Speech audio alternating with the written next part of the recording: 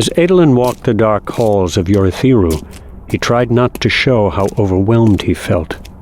The world had just shifted, like a door on its hinges. A few days ago, my causal betrothal had been that of a powerful man to a relatively minor scion of a distant house. Now, Shallan might be the most important person in the world, and I am... what am I? He raised his lantern, then made a few marks in chalk on the wall to indicate he'd been here. This tower is huge. How does the entire thing stay up? We could probably explore in here for months without opening every door. He had thrown himself into the duty of exploration because it seemed like something he could do. It also, unfortunately, gave him time to think. He didn't like how few answers he came up with. He turned around, realizing he'd gotten far from the rest of his scouting party. He was doing that more and more often. The first groups from the Shattered Plains had started arriving, and they needed to decide where to house everyone. Adolin continued down the corridor, leaving his lantern behind so it wouldn't give him away. He was surprised when he recognized one of the speakers down the hall. Is that Saddeas? It was. The High Prince stood with a scouting party of his own. Silently, Adolin cursed the wind that had persuaded Saddeas, of all people, to heed the call to come to Urithiru. Everything would have been so much easier if he'd just stayed behind. Saddeas gestured for a few of his soldiers to go down one branch of the tunnel-like corridor. His wife and a few of her scribes went the other way, 2 soldiers trailing. Adolin watched for a moment as the High Prince himself raised a lantern, inspecting a faded painting on the wall. A fanciful picture with animals from mythology. He recognized a few from children's stories, like the enormous mink-like creature with a mane of hair that burst out around and behind its head. What is that called again? Adolin turned to go, but his boot scraped stone. Saddeas spun, raising his lantern. Ah, Prince Adolin. He wore white, which really didn't help his complexion.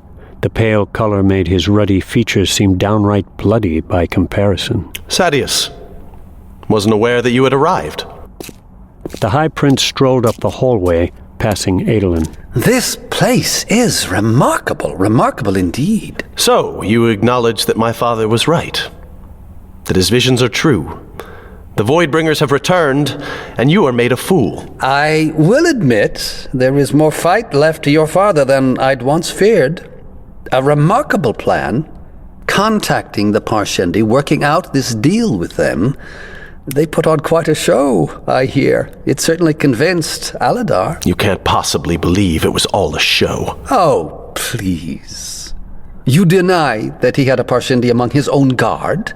Isn't it convenient that these new Radiance include the head of Dalinar's guard and your own betrothed? Saddeas smiled, and Adolin saw the truth. No, he doesn't believe that. But that's the lie he will tell. He will start the whisperings again, trying to undermine Father. Why? Why are you like this, Saddeas? Because it has to happen. You can't have an army with 2 generals, son.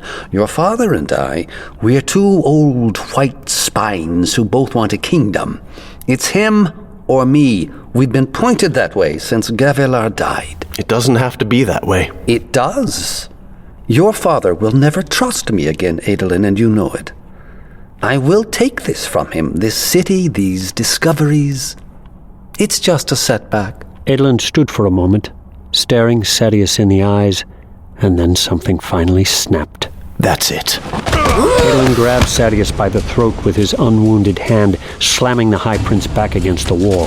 The look of utter shock on Saddeas's face amused a part of Adolin, the very small part that wasn't completely, totally, and irrevocably enraged. He squeezed as he moved to pin Saddeas back against the wall, grabbing the man's arm with his own.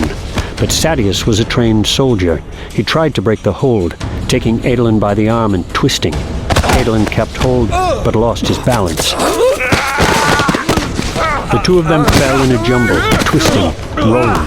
This wasn't the calculated intensity of the dueling grounds, or even the methodical butchery of the battlefield. This was two sweating, straining men, both on the edge of panic. Adolin was younger, but he was still bruised from the fight with the assassin in white. He managed to come up on top, and Adolin slammed the man's head down against the stone floor to daze him.